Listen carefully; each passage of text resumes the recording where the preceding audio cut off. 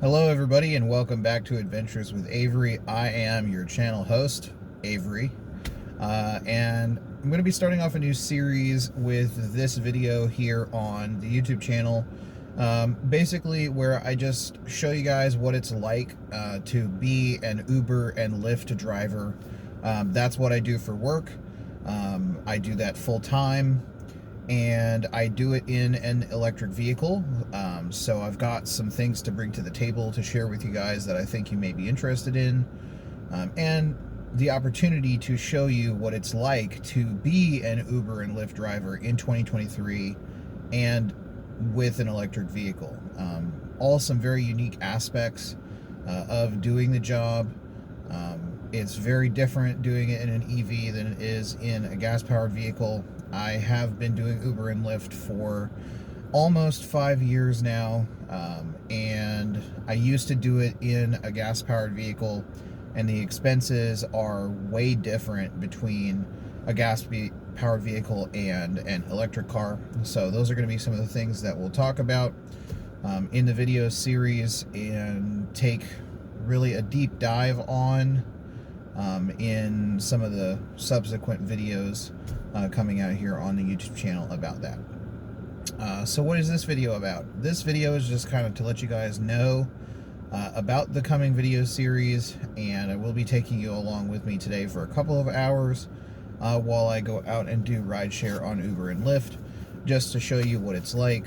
I'll record a couple of the trips. I will explain some of the ins and outs of what it's like to do Uber and Lyft in the Atlanta area and in the Atlanta market where I operate in.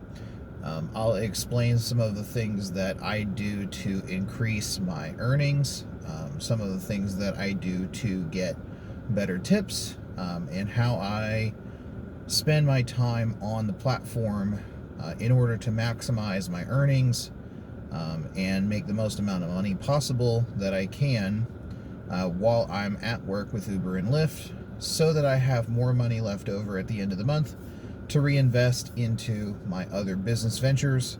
You guys don't know what they are yet. I'm not going to spill the beans on them yet, but they're coming, and that content will be available here on the YouTube channel.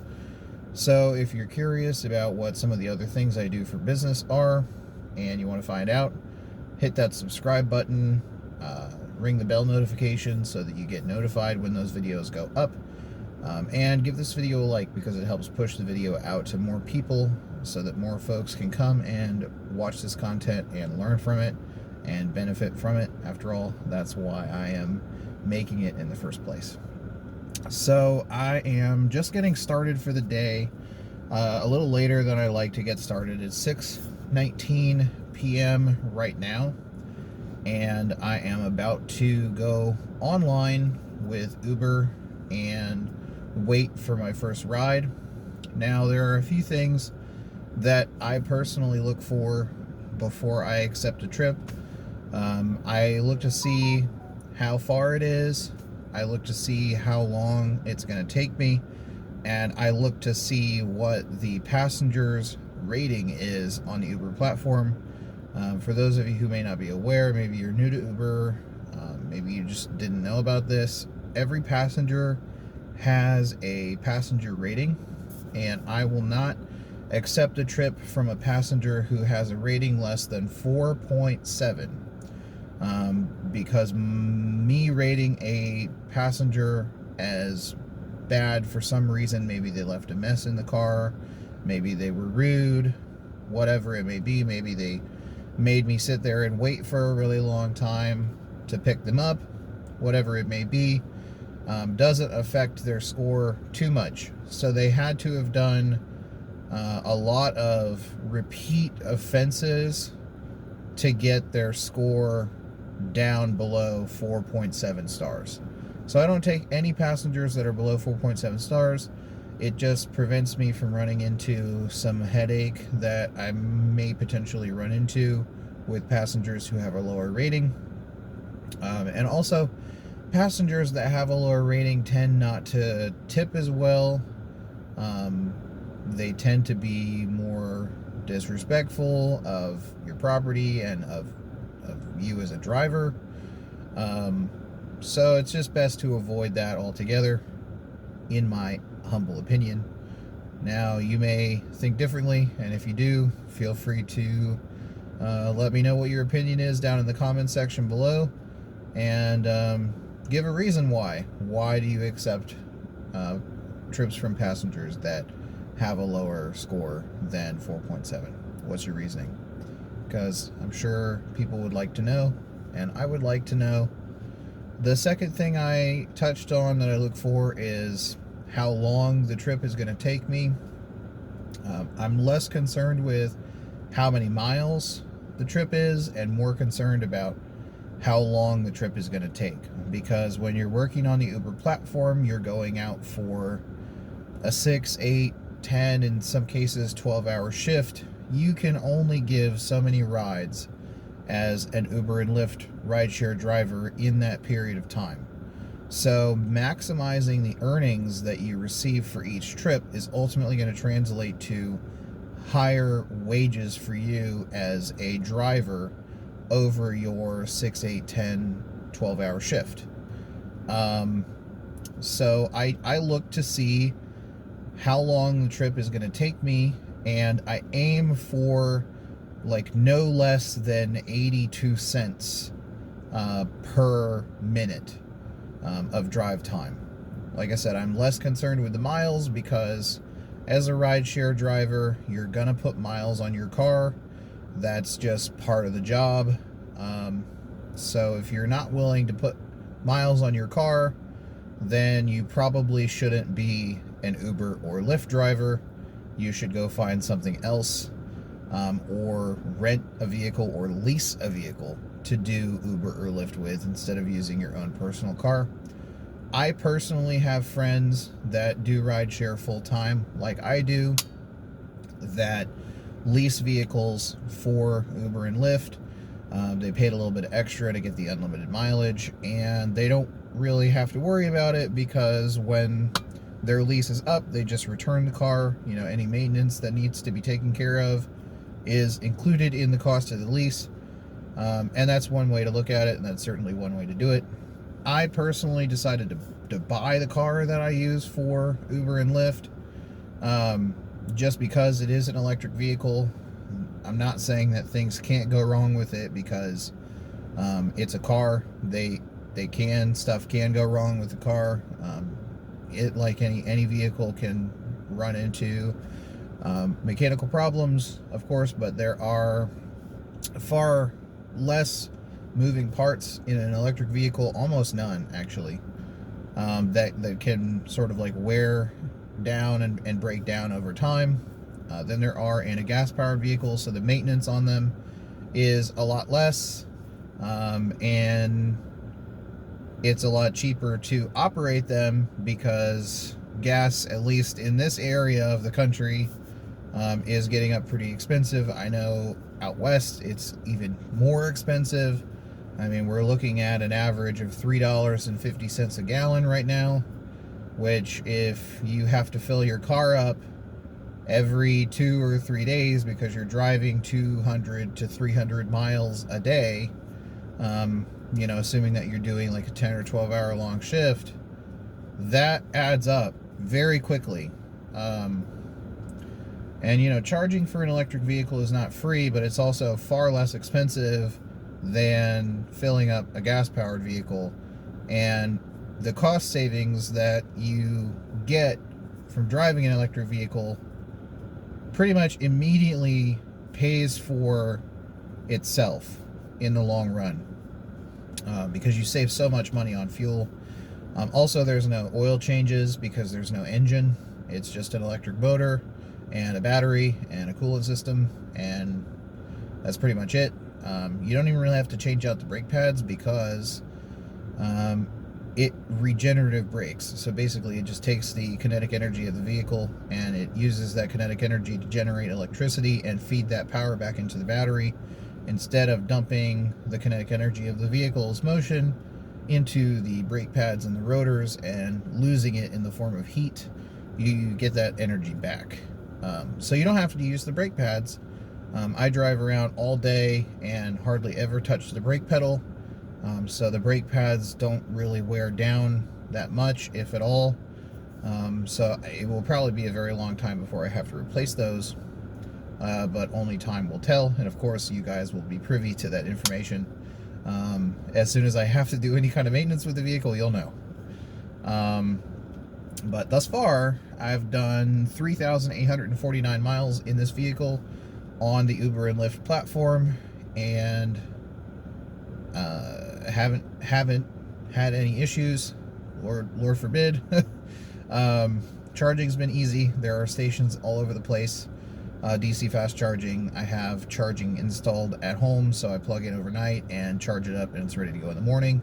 Most days I don't have to plug in at a public charger. There have been a few times where I've been in Metro Atlanta, in like Midtown, and I've run low on battery. Not run out, but run low enough that I wanted to stop somewhere and charge up to feel comfortable, continue driving. So I did, but even that's pretty inexpensive as far as is concerned.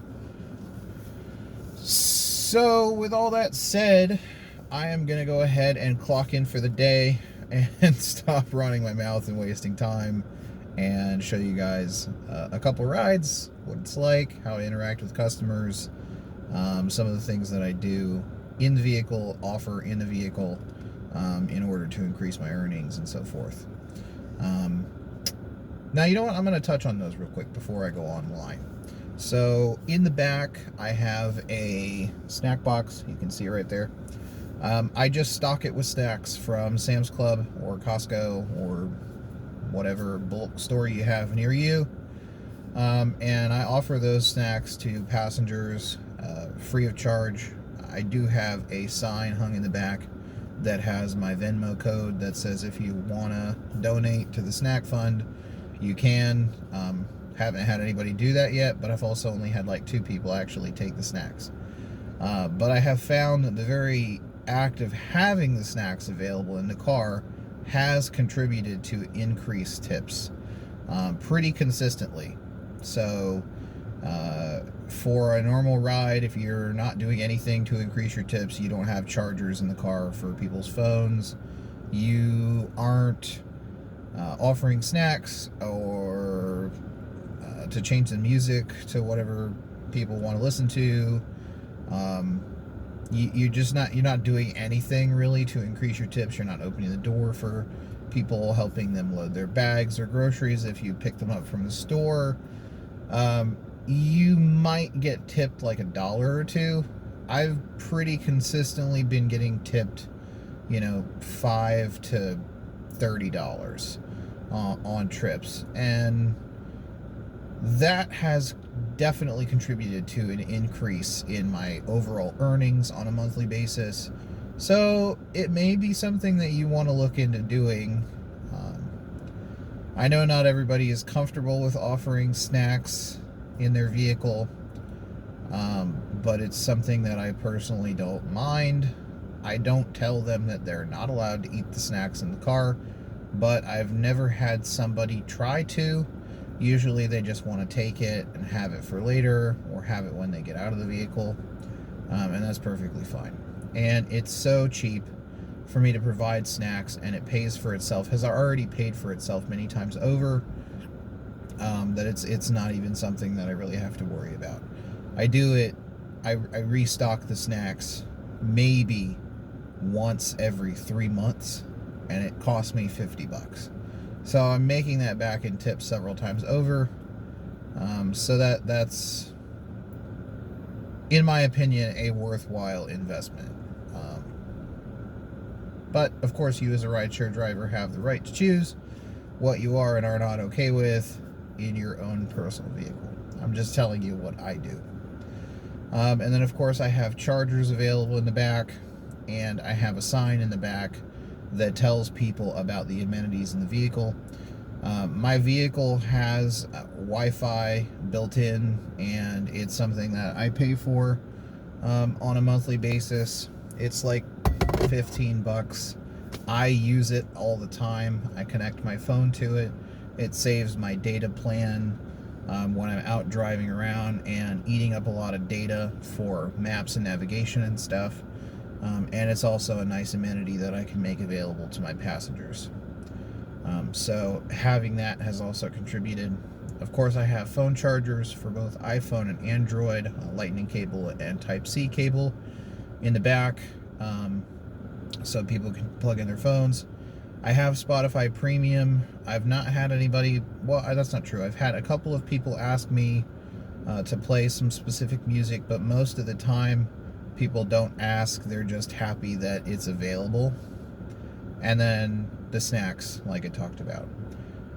Aside from that, I don't have any other amenities in the vehicle that people can take advantage of while they're riding. But I do go out of my way to help people load their bags in if I'm taking them to the airport or picking them up from the airport. I will go out of my way to get out of the vehicle and help someone load their groceries into the trunk if I'm picking them up from the grocery store. And of course, when we arrive at their destination, I'll go out of my way to help them get their groceries from the vehicle to their front door. I won't go inside. I'll just set the groceries on their front porch and let them take it from there. And then I will open doors for passengers if they're just like regular passengers going from point A to B and they don't have any stuff with them. All of these things, it definitely contributes to increased tips. It might not sound like a lot, you know, you're talking $5 here, $7 there, but it's almost every trip that I'm getting those tips. And if you're doing a lot of short trips in a pretty densely populated area like I am, maybe you're in a major city, that can be sometimes close to the entire cost of the fare, just because you were willing to do a little bit more for your customers and help them to provide a better overall customer experience while they're riding with you. Not only that, but if you get them as a passenger again in the future, which is likely if you're working within the same area, Uber and Lyft have a lot of regulars. People will start to know you and they'll remember your face and they'll remember the level of customer service that they experienced when they rode with you, and they'll continue to tip. It sort of digs into and takes advantage of the law of reciprocity, which just basically is, if I do something for you, you feel obligated to do something for me. It's a basic human nature, it's subconscious psychological thing that everyone does. And you can tap into that very easily and very inexpensively by doing a few basic things, like having some amenities available in your car, or even at the bare minimum, just making sure that you open the door for people when they're getting into your car. You don't have to open the door for them when they're getting out, when they've gotten to their destination, but just when they get in. And helping customers that have stuff get it loaded and unloaded will really go a long way to trigger that law of reciprocity in people and encourage bigger tips, which of course increases your base earnings. So now that I've gotten all of that information out of the way, and I appreciate you guys watching this video up to this point, because I know this is a pretty long format video, but it needed to be to cover some basic information about the series here on the channel. And of course, I'm going to take a deep dive into all the topics that I covered here in this video in subsequent separate videos throughout the series. We're going to go ahead and go online, and I'm going to take you along with me for a few trips so that you can see what it's like to be a Uber and Lyft driver in the greater Atlanta, metro Atlanta area. What the passengers are like, and what the earnings at the end of the day look like. So come along with me for the experience and for the rides, and I'll catch you on the flip side by the magic of movie editing in just a split second.